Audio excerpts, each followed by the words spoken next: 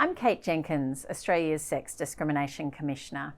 In March 2020, I launched Respect at Work, the final report of the National Inquiry into Sexual Harassment in Australian Workplaces.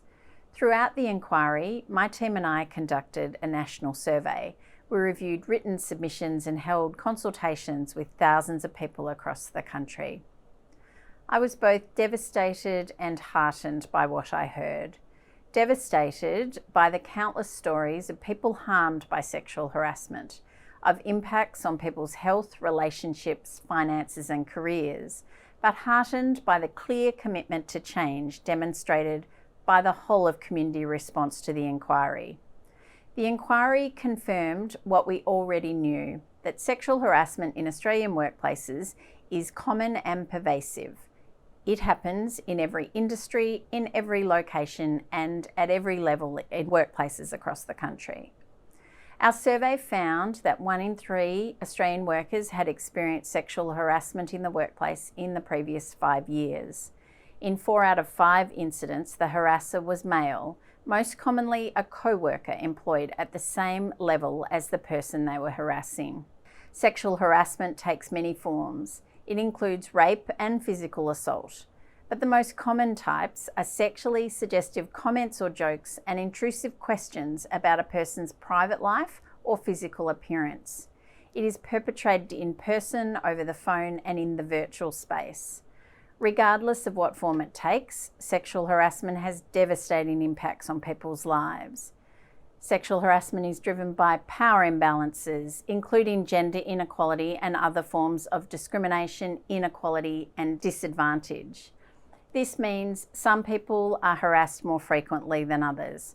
For example, women, young workers, especially young women, lesbian, gay, bisexual, transgender workers, and workers with variation in sex characteristics, Aboriginal and Torres Strait Islander workers, workers with disability, migrant workers, those holding temporary visas, and those with precarious or insecure work arrangements.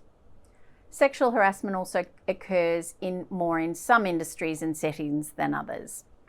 For instance, there are notably high rates in workplaces which are male-dominated, involve a high level of client contact, are hierarchical in structure, or are isolated and remote.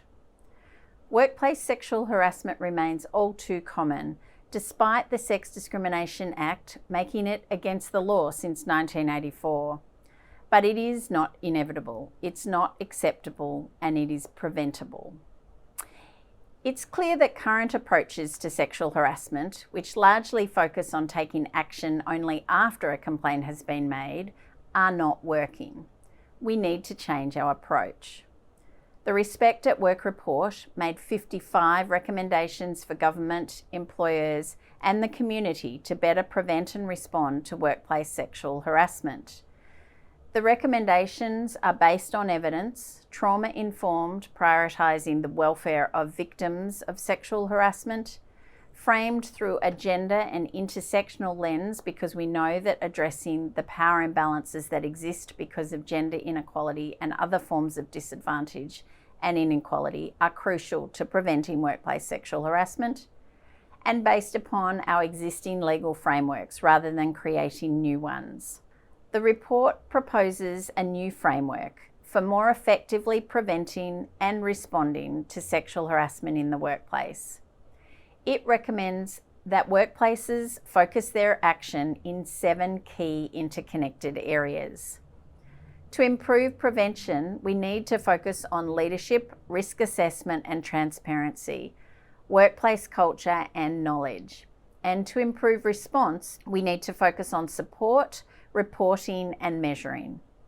The framework has been designed to be adaptable for businesses of all sizes. It recognises that addressing workplace sexual harassment requires a holistic approach that looks beyond policies, training, and complaint handling procedures. Sexual harassment is not good for anyone.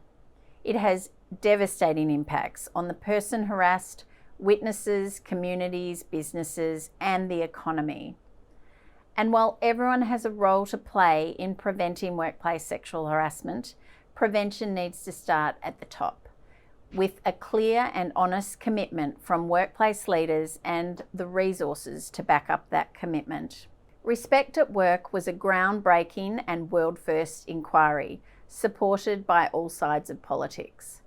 Australia was once at the forefront of tackling sex discrimination and sexual harassment globally. Using Respect at Work as our roadmap, we can be global leaders again. I urge you to join me in working to ensure that all Australian workplaces are safe, inclusive and respectful for everyone.